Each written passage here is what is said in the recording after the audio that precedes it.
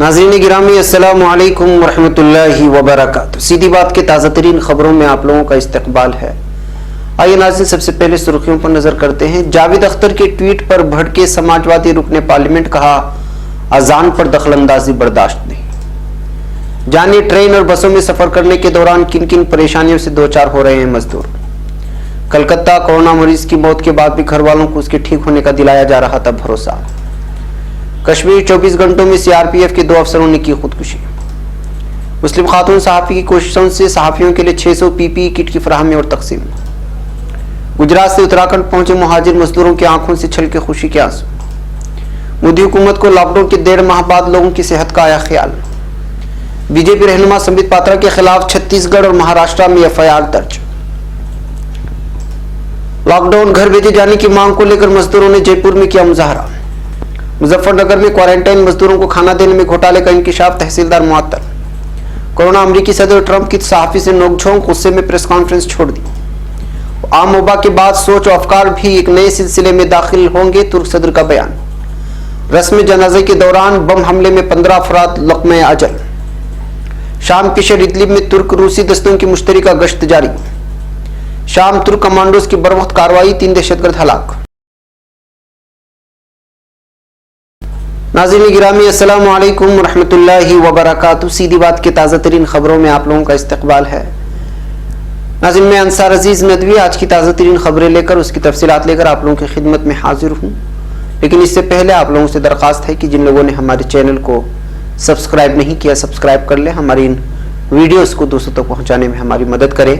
नए अहबाब हमारे सीधी बात से जो जुड़ रहे हैं उनसे भी दरख्वास्त है कि लिंक को शेयर करते हुए इदारे को मजबूत करते हुए सब्सक्राइबर्स की तादाद को बढ़ाने में हमारी मदद करें। वह नाज़रीन, आज की पहली खबर है संभल से।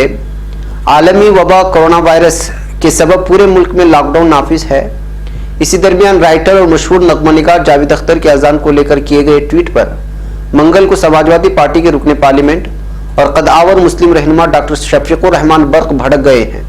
संभल के रुकने पार्लियामेंट डॉक्टर शफीकुर रहमान बर्क ने वार्निंग देते हुए कहा कि जावेद अख्तर की इस तरह की बातों को मुसलमान बर्दाश्त नहीं करेगा।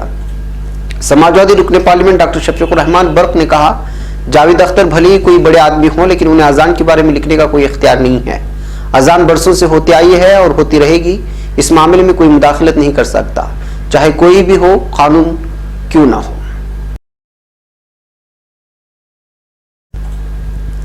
अब खबर नई दिल्ली से। लॉकडाउन के सबब अपने घरों से दूर फंसे लोगों को पहुंचाने के लिए कल से कुछ खास रूट पर ट्रेनें चलाने का हुकूमत ने फैसला लिया है। ट्रेन चलाने के ऐलान के बाद से जहां मीरठ सिटी स्टेशन पर भी रेलवे की गाइडलाइन और ट्रेनों के शेड्यूल के मुताबिक तैयारियां मुकम्मल कर ली गई हैं, वहीं घरों को वापस लौटने के लिए परेशान अफराद स्टेशन पहुंचकर ट्रेन की रवानगी से मुतालिक जानकारी हासिल करने की कोशिश कर रहे हैं। लॉकडाउन के दौरान सैकड़ों किलोमीटर पैदल चलने के बाद ट्रेन के चलाए जाने के ऐलान के बाद उन लोगों में घर पहुंच जाने की उम्मीद जागी है। एक तरफ जहां ट्रेन चलाने के इंतजार में बहुत से मजदूर टिकट और रजिस्ट्रेशन करवाने को लेकर परेशान हैं, तो वहीं दूर दराज के इलाकों से ट्रेन और बसों के जरिए भेजे जा रहे मजदूर सफर के दौरान पेश आ रही मुश्किलात, इंतजामिया की बदइंतजामिया का शिकार होकर परेशान हो रहे हैं। महाराष्ट्र से गोंडा ट्रेन से पहुंचने के बाद बसों के जरिए मगरबी उत्तर प्रदेश के मुख्तलिफ इलाकों को रवाना किए गए अफराद जब मीरठ पहुंचे तो सफर के दौरान पेश आई परेशानियों का जिक्र करते हुए उनकी आंखों से आंसू छलक पड़े। उन मजदूरों ने बताया कि उन मुश्किल हालात में भी गरीब मजदूरों से न सिर्फ ट्रेन का किराया वसूल किया गया, बल्कि इस तवील सफर के दौरान खाने पीने का भी कोई इंतजाम नहीं किया गया।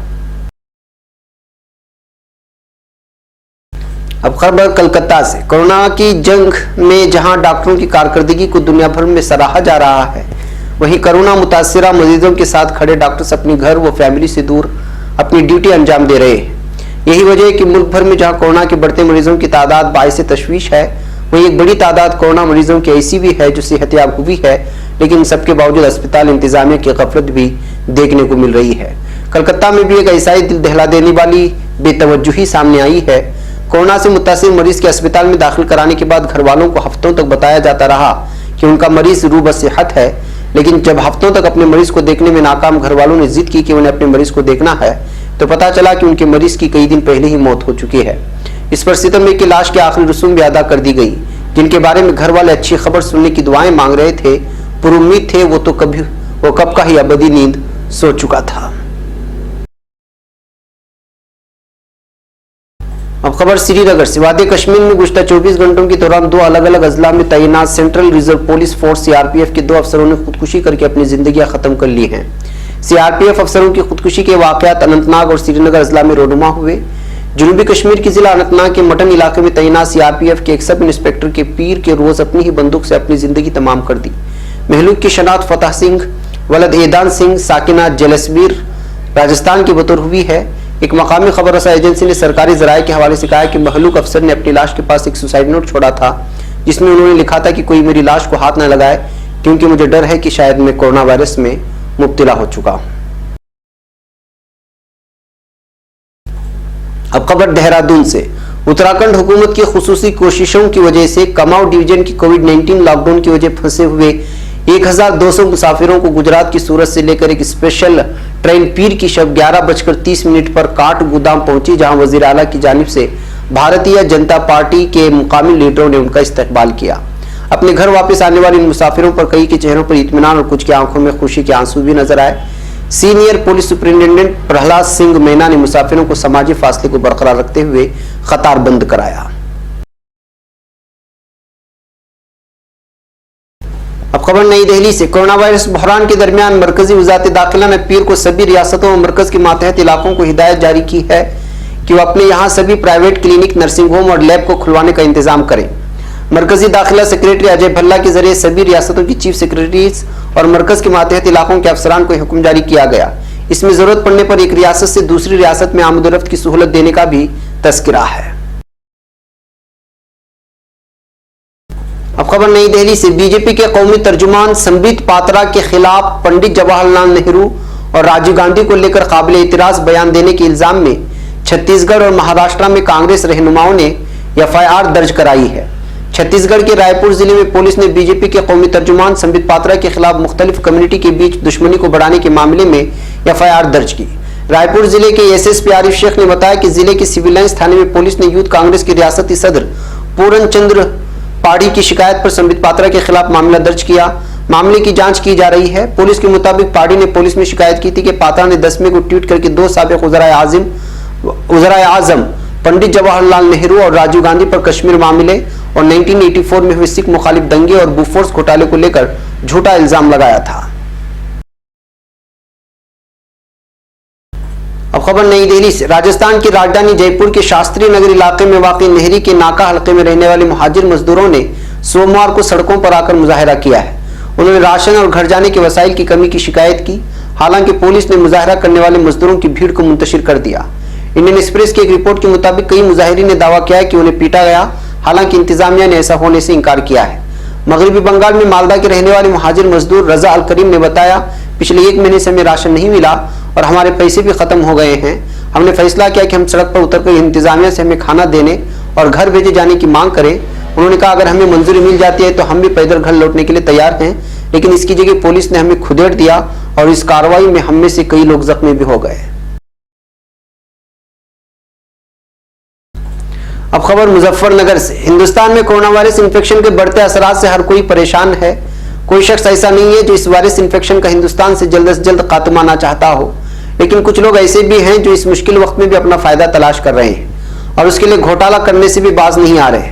कुछ लोगों ने इस वक्त को पैसा कमाने का मौका तस्वुर कर लिया है, इसके लिए वो कालाबाजारी करने से भी गुरेज नहीं कर रहे हैं। ऐसा एक मामला सामने आया है मुजफ्फरनगर की कटोली तहसील में। यहाँ क्वारंटाइन सेंटर में खाना घोटाले का इंकिशाफ हुआ है। खास बात यह है कि जिन सरकारी लोगों ने घोटाला किया है उन्हें इस वबा से निपटने के लिए कोरोना वॉरियर्स का नाम भी दिया गया है। गोया कि कोरोना के खिलाफ जंग में सफ़े अव्वल के जंगजू हैं और उनके जरिए घोटाला किए जाने की खबर मायूस कुन है। अब खबर अमेरिका से। अमेरिकी सदर डोनाल्ड ट्रंप ने एक एशियाई अमेरिकी रिपोर्टर के साथ तीखी नोकझोंक के बाद प्रेस कॉन्फ्रेंस को दरमियान में ही छोड़ दिया। ये वाकया कल उस वक्त पेश आया जब वो कोरोना वायरस के बहरान पर प्रेस कॉन्फ्रेंस कर रहे थे। इसी असना में सीबीएस की नुमाइंदा विजिया जैंग ने उनसे पूछा कि वो बार बार इस बात को क्यों दोहराते रहते हैं कि अमेरिका वायरस की टेस्टिंग के मामले में बाकी ममालिक से बेहतर काम कर रहा है। विजिया जैंग ने कहा कि दुनिया के साथ ये मुकाबला क्यों जब अमेरिकी अब भी मारे जा रहे हैं। इस पर डोनाल्ड ट्रंप भड़क उठे।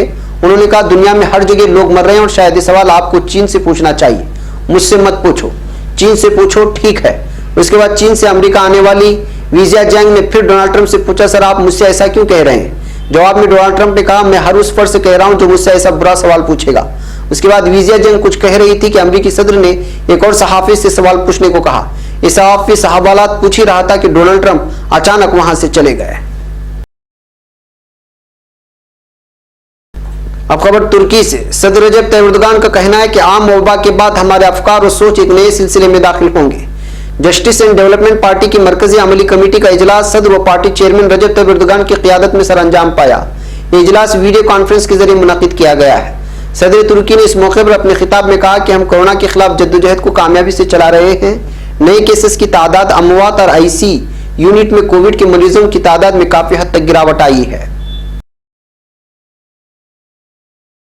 अब खबर अफगानिस्तान से। अफगान सूबे नंगहार में तहसील हेवा में मुहाफिज कमांडर शेख अकरम की रस्म जनाजा के दौरान बम हमले में 15 अफराद लुक़्मे अजल बन गए हैं। नंगहार दफ्तर गवर्नर के तर्जुमान आयतुल्लाह होगियानी का कहना है कि इस हमले में 65 अफराद जख्मी भी हुए। जाँ बाहक होने वालों में नंगहार जिली शुरा के रुकन लाला खान के भी शामिल होने की वजाहत करने वाले होगियानी का कहना है कि जख्मियों में से बाज़ की हालत तशवीशनाक है। अब खबर शाम से। शाम के शहर इदलिब में यम-4 शाहरा पर 10वां तुर्की रूसी दस्तों ने गश्त जारी रखा हुआ है। वजारत कौमी दिफा की जानिब से ट्विटर पर जारी करदा पैगाम में कहा गया है कि रूस और तुर्की के दरमियान पाई जाने वाली मुताबिकत की रूह से इदलिब में यम-4 शाहरा पर फिजाई और बर्री दस्तों पर मुश्तमिल दस्तों ने इलाके में अपनी गश्त का सिलसिला जारी रखा हुआ है। अब खबर शाम से। शाम में चश्मे अमन के हामिल इलाके में अलहदगी पसंद तंजीम पीकेके के 3 दहशतगर्द मारे गए हैं। तुर्क वज़ारत दिफा के मुताबिक दहशतगर्द चश्मे ऑपरेशन के हामिल इलाके में दाखिले की कोशिश कर रहे थे। बयान में कहा गया है कि तुर्क कमांडोज ने दहशतगर्दों के खिलाफ घेरा तंग कर रखा है और उनके दाखिले के तमाम रास्ते मजबूत कर दिए गए हैं। नाज़रीन, ये थी आज की ताज़ा तरीन खबरें। अगली ताज़ा तरीन खबरों के साथ फिर आपसे मुलाकात होगी। हमारी पूरी टीम को यहाँ पर इजाज़त दें। अस्सलामु अलैकुम रहमतुल्लाहि व बरकातुहू।